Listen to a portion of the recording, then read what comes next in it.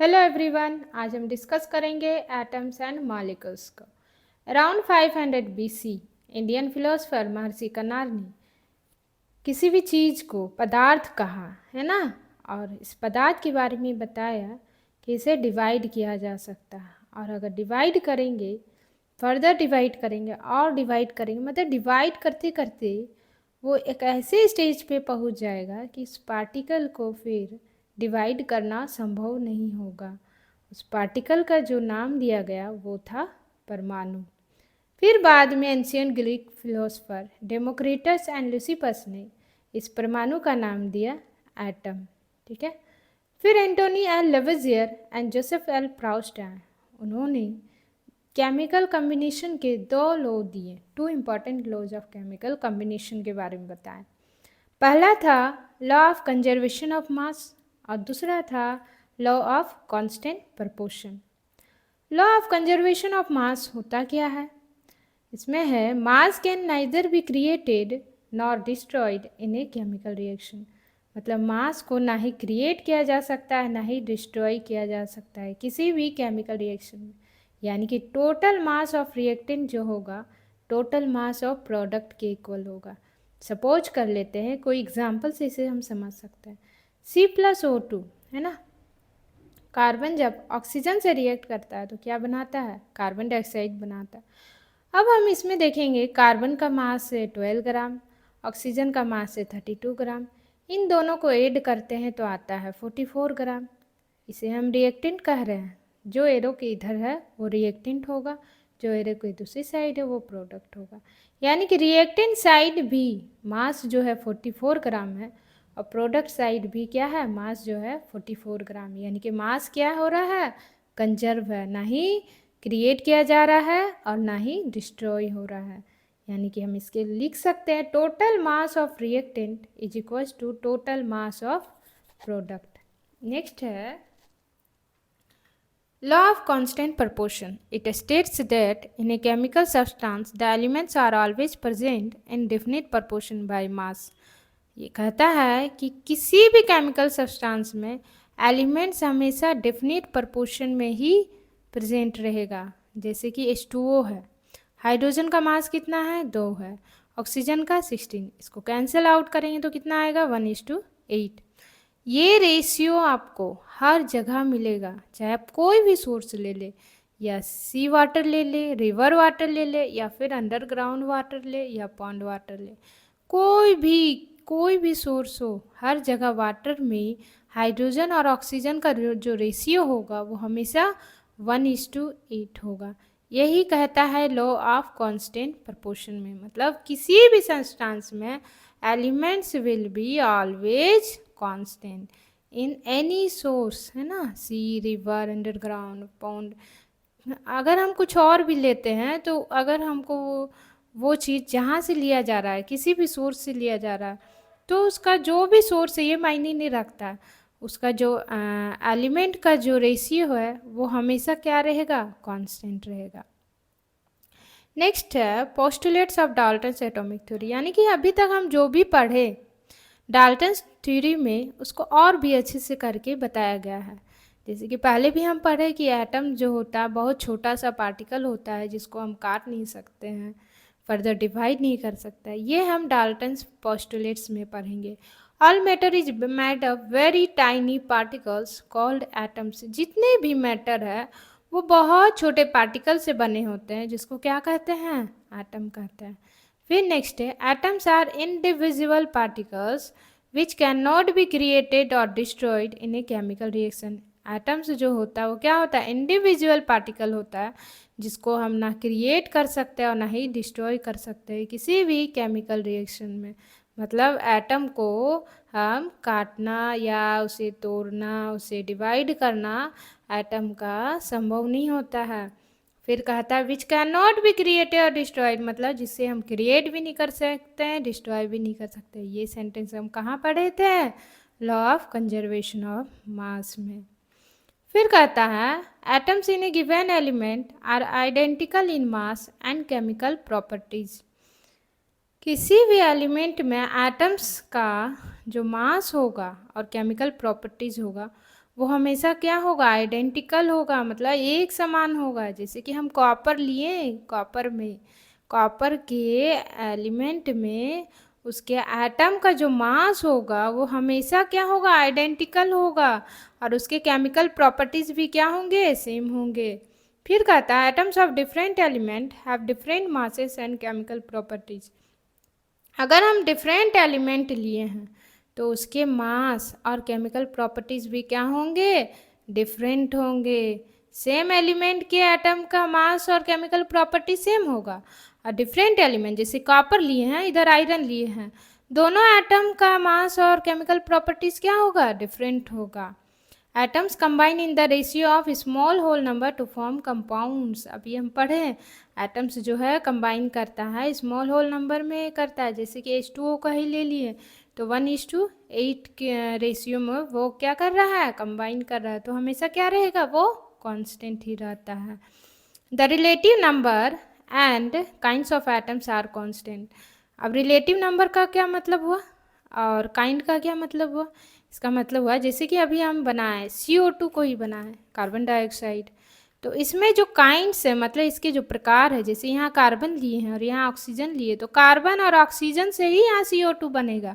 अब कार्बन की जगह पे हम कोई ऑक्सीजन हाइड्रोजन डाल दें, नाइट्रोजन डाल दें, तो आपको CO2 नहीं मिलेगा, है ना। यहाँ पे अगर CO2 को प्राप्त करना है तो यहाँ कार्बन और ऑक्सीजन ही लेना होगा।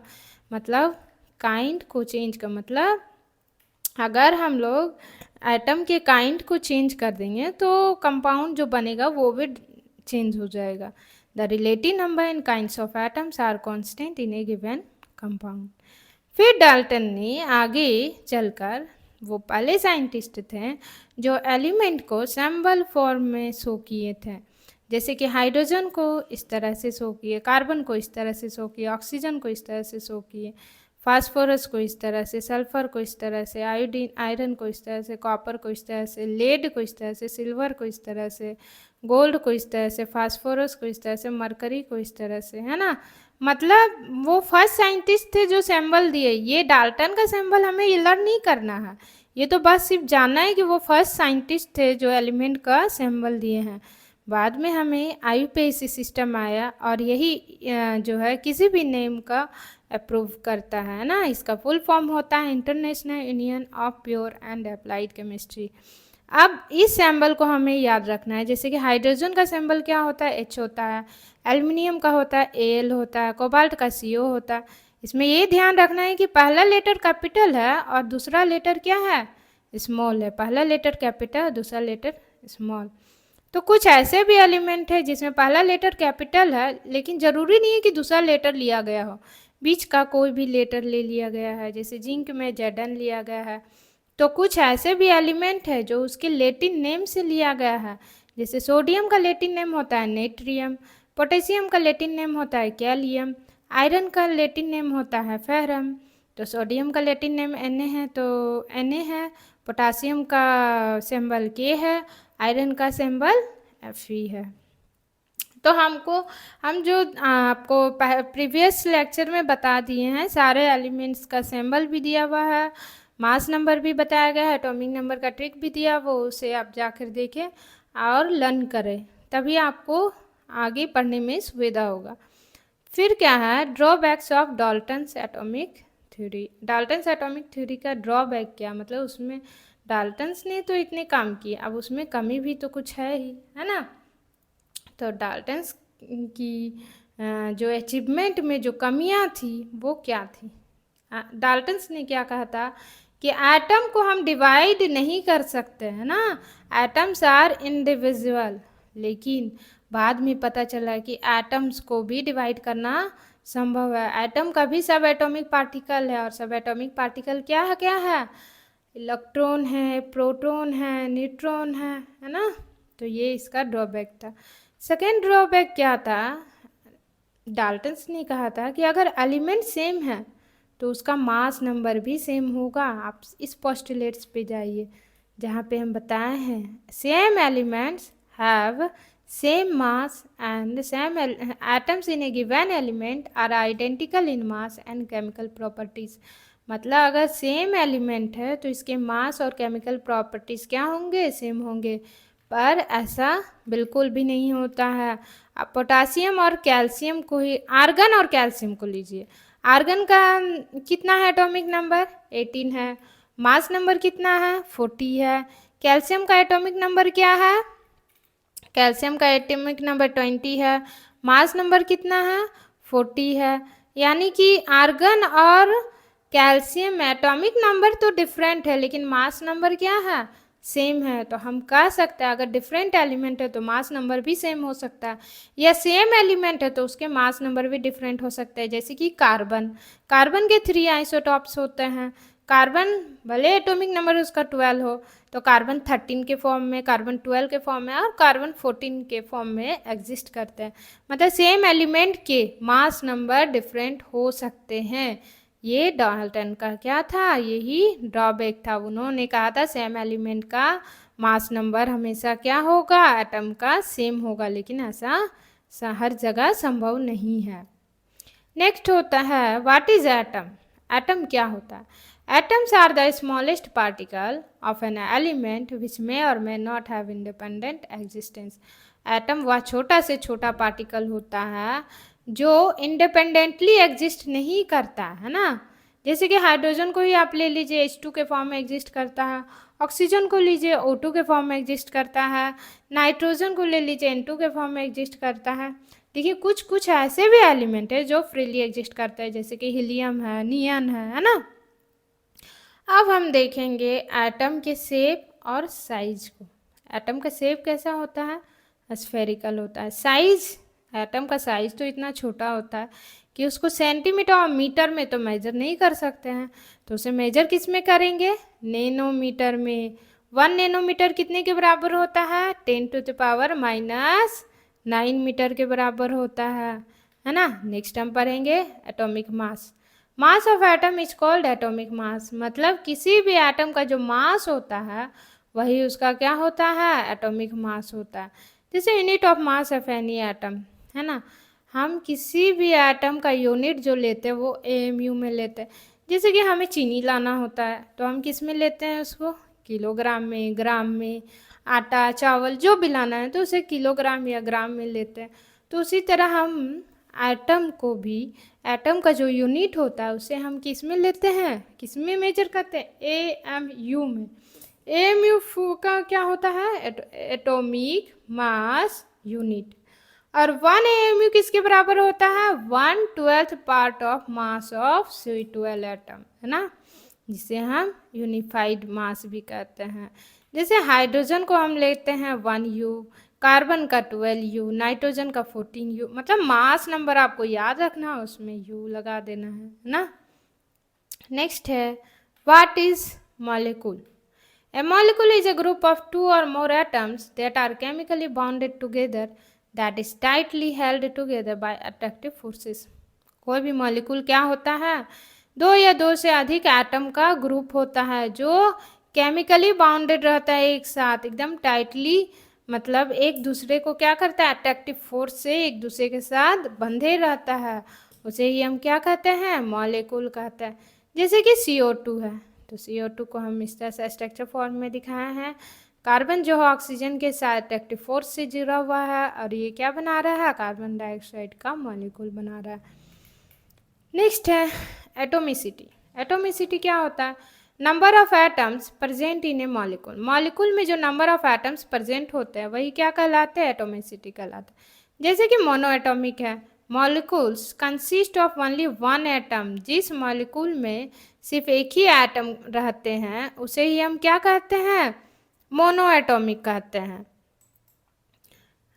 इसको हटा देते हैं। अरे यार, डायटोमिक क्या होता है? Diatomic molecule consist of 2 atoms. जिसमें 2 एटम होते हैं वो डायटोमिक कहलाते हैं। ट्राइएटोमिक क्या होते हैं? जिसमें 3 एटम होते हैं वो ट्राइएटोमिक कहलाते हैं। टेट्राएटोमिक क्या होते हैं? जिसमें 4 एटम होते हैं वो टेट्राएटोमिक कहलाते हैं। मोनोएटोमिक का एग्जाम्पल हम देख सकते हैं, हीलियम है, नियन है, आर्गन है ना। डायटोमिक में हम देख सकते हैं ऑक्सीजन है, हाइड्रोजन है, क्लोरीन है। ठीक है। ट्राइएटोमिक में ओजोन O3 है ना, O3 होता है ओजोन को, ध्यान में रखना है। टेट्राएटोमिक को क्या है? फास्फोरस है, इसका क्या होता है? P4 होता है। नेक्स्ट है पॉली एटॉमिक, वैसे मॉलिक्यूल जिसमें चार या चार से ज़्यादा हो। चार को तो हम टेट्रा एटॉमिक बोल देंगे, लेकिन अगर चार से ज़्यादा हो तो हम क्या कहेंगे उसे पॉली एटॉमिक कहेंगे। जैसे कि S8 है, CH4 है ना। तो जिसमें आपका एक एटम है वो मोनो एटॉमिक, जिसमें दो एटम है वो डाई एटॉमिक, जिसमें तीन एटम है वो ट्राई एटॉमिक, जिसमें चार है उसे टेट्रा एटॉमिक, और जिसमें चार से ज़्यादा है वो क्या है, पॉली एटॉमिक कहलाएंगे। ठीक है, यहाँ तक क्लियर। नेक्स्ट हम पढ़ेंगे what are ions. An atom or group of atoms which carries positive or negative charge is called an ion. ऐसे एटम या ग्रुप ऑफ एटम जिसमें पॉजिटिव चार्ज होता है या फिर नेगेटिव चार्ज होता है उसे आयंस कहते हैं। जब कोई एटम इलेक्ट्रॉन को लूज करता है तो उस पर पॉजिटिव चार्ज आता है, जब कोई एटम इलेक्ट्रॉन को गेन करता है तो उस पर नेगेटिव चार्ज आता है। जब पॉजिटिव चार्ज आता है तो उसे हम कहते हैं केटायन, जब नेगेटिव चार्ज आता है तो हम उसे क्या कहते हैं, एनायन। ठीक है, यहाँ तक क्लियर है। नेक्स्ट हम देखेंगे आयनिक कंपाउंड्स के बारे में। The compounds consisting of cations and anions are called ionic compounds. ऐसे कंपाउंड जिसमें कैटायन होते हैं, एनायन होते हैं, उसे क्या कहते हैं, आयनिक कंपाउंड्स कहते हैं। जैसे कि अमोनियम आयन है, हाइड्रोक्साइड आयन है, नाइट्रेट आयन है, हाइड्रोजन कार्बोनेट आयन है, कार्बोनेट आयन है, सल्फाइट आयन है, सल्फेट आयन है, फॉस्फेट आयन है। तो ये तो बहुत इंपॉर्टेंट है जो आपको एनी हाउ लर्न करना है। जब आप फॉर्मूला बनाएंगे तब इसका बहुत यूज होगा। अमोनियम आयन का क्या होता है, NH4+ है। हाइड्रोक्साइड आयन का क्या होता है, OH- है। नाइट्रेट आयन का क्या होता है, NO3- है। हाइड्रोजन कार्बोनेट आयन का क्या होता है, HCO3- आयन। मेनली आपका ये ज़्यादा यूज होगा, कार्बोनेट आयन CO3 2-, जैसे कि H2CO3 लिख लेते हैं या CaCO3 लिखते हैं। ठीक है, तो इसका ज़्यादा यूज है आपके। फिर आपका ये भी यूज में आ सकता है, फिर सल्फेट भी यूज में आता है, SO4 2-। सल्फेट का भी ज़्यादा से ज़्यादा यूज है, इसे आप बहुत अच्छे से लर्न कर लीजिएगा। फॉस्फेट आयन का होता है PO4 3-। इसे बार बार प्रैक्टिस करके भी हम सीख सकते हैं, एक दो बार हम पढ़ लेंगे तो भी आपको याद रहेगा, है ना। ये इसे लर्न करना ही है नहीं हाउ। ठीक है, ठीक है, यहाँ तक आज का क्लास यहीं तक रहने देते हैं। Thank you.